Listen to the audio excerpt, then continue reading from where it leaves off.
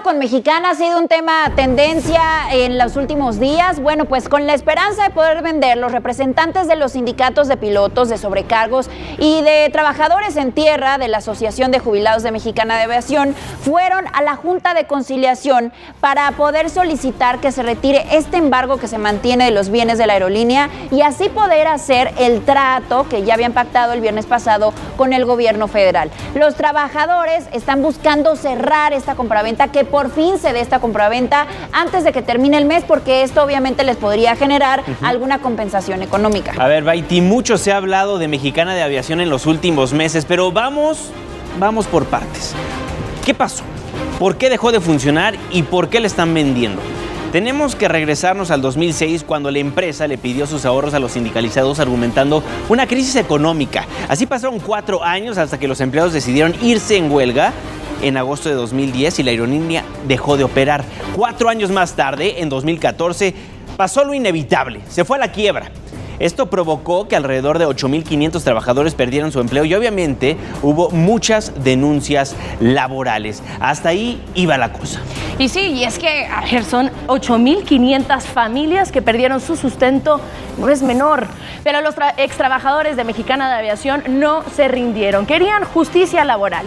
Por eso los afiliados a sindicatos y los 700 jubilados tomaron el espacio de la aerolínea en la Terminal 1 del Aeropuerto Internacional de la Ciudad de México. Muchos fuimos testigos.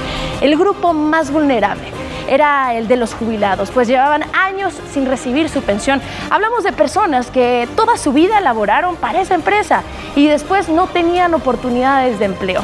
A pesar de todo esto, en septiembre de 2022 llegó una orden de desalojo al aeropuerto y la Marina lo sacó del lugar que habían convertido en una cafetería para poder mantenerse. Y eso, Leo, no quedó ahí. Sí, Dani, como bien lo dices, ya repasamos un poquito la historia, pero también sabemos que el gobierno, sí, quiere comprar a Mexicana de Aviación. A ver, ¿en qué quedaron en esta reunión con pilotos, sobrecargos, trabajadores de tierra y de la Asociación de Jubilados?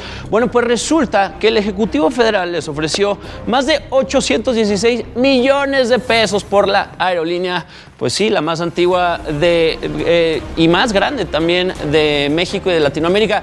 Bueno, pues trato que ellos obviamente terminaron aceptando. El plan es que vuelvan a realizar vuelos comerciales. La pregunta aquí, ¿será la aerolínea del bienestar?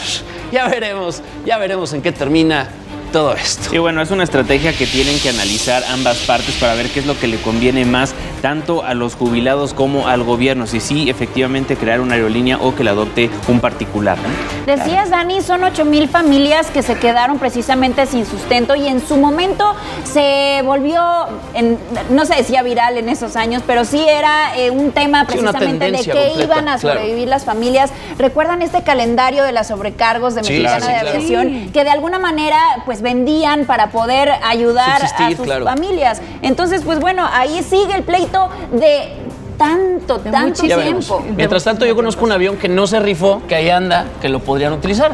No sé si ustedes también lo conocen. Podría ser parte del proyecto y eso estaremos viendo en unos meses más, esperemos que se siga. Bueno, pues estaremos muy al pendiente de este tema, se nos hace la verdad es que muy interesante, así que pues le estaremos dando más seguimiento a esto.